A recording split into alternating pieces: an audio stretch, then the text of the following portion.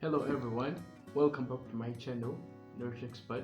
If you haven't subscribed, please subscribe so that you can notify whenever I post new videos.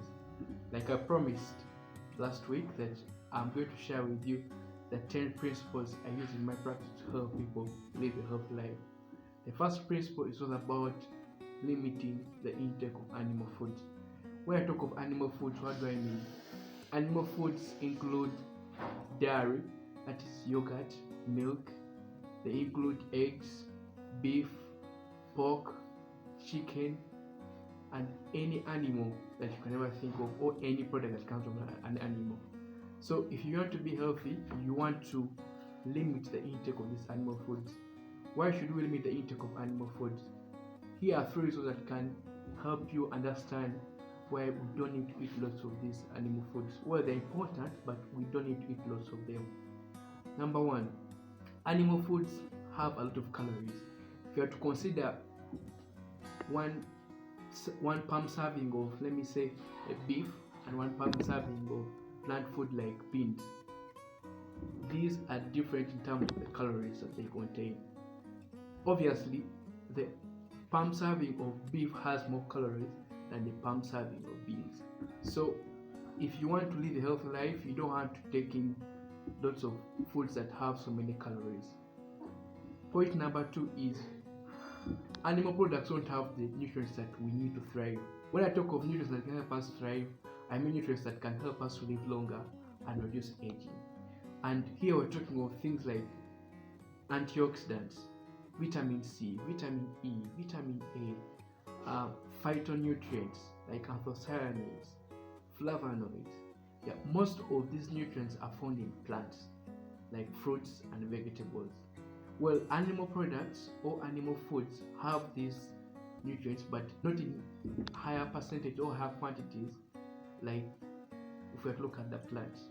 So if you want to make sure that you're taking more of these nutrients that can help us to thrive, that can help us to live long and not age so fast, you want to be taking more of the plant foods and less of the animal foods.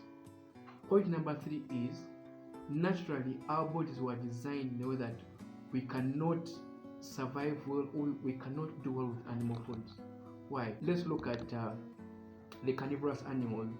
Let me say a cat, a lion, a dog. If you look at the digestive system of these animals, they are quite different from human beings. One, these animals have digestive systems that can secrete lots of hydrochloric acid compared to human beings, and that is why you can see a cat or a dog eating a bone, yeah, or a lion eating a hoof, and somehow it goes on with its life, yeah. So this acid helps it to digest these hard things or these hard animal products so that it can absorb the nutrients from it, and it does this with ease. Now for human beings, our digestive systems cannot really secrete lots of hydrochloric acid. So what happens if you're eating in lots of meat and the stomach is not secreting a lot of hydrochloric acid to break this food down?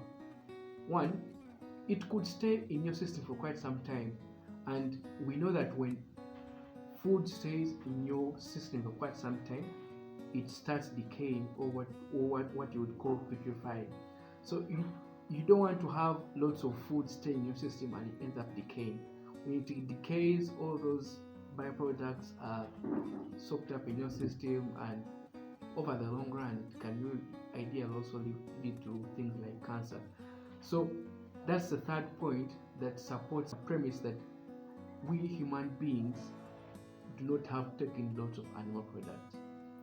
Then let's get to how do we go about the intake of animal products. Now, there's a general guideline. If I'm limiting the intake of animal products, how should I limit this intake of animal products? Now, here is a standard. If you're a normal person who is not so physical active, just goes about your day job, you go to work, come back, you do a little exercise, ideally you can survive on meat that does not go beyond 300 grams. Animal foods, here I'm talking about eggs, chicken, all the things I mentioned at the start of this video. If you're someone who's so physical active, let me say you work out a lot, you're in the gym, you do sports, running, or your job your job entails carrying lots of things from morning to evening, your meat consumption or animal food consumption or products of animal food should not go beyond 500 grams. And how do you measure this? Now, these are the standards. 1 egg is equal to 50 grams of animal food. Then 1 meal of milk or any milk product is equal to 1 gram of animal product.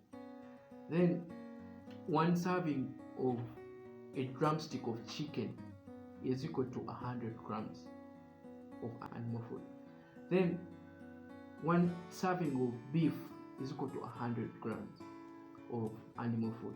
So if you're to look at these metrics or these conversions of the food you're eating and the animal food, if you're to compare them, you can easily plan your week while looking at how much plant food you're eating and how much plant food you're eating.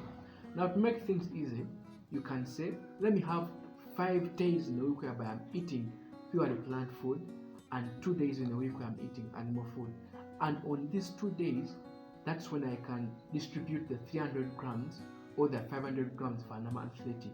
And it would really be nice if your meat consumption is within consecutive days. Let me say Monday, Tuesday, or Saturday, Sunday, or Wednesday, Thursday, than it being in between days that are separate, maybe like Monday and Friday.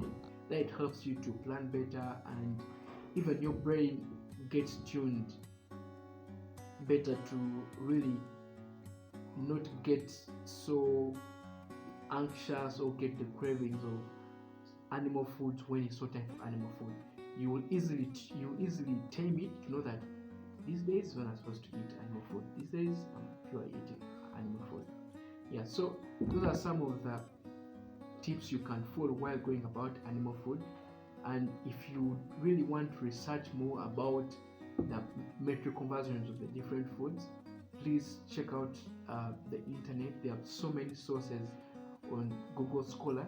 You can check out those things. Otherwise, thank you for listening and stay tuned till next week. That's when I'll give you the second principle of healthy eating that I use in my practice that can help you live a healthy life. Good nutrition starts with mindset.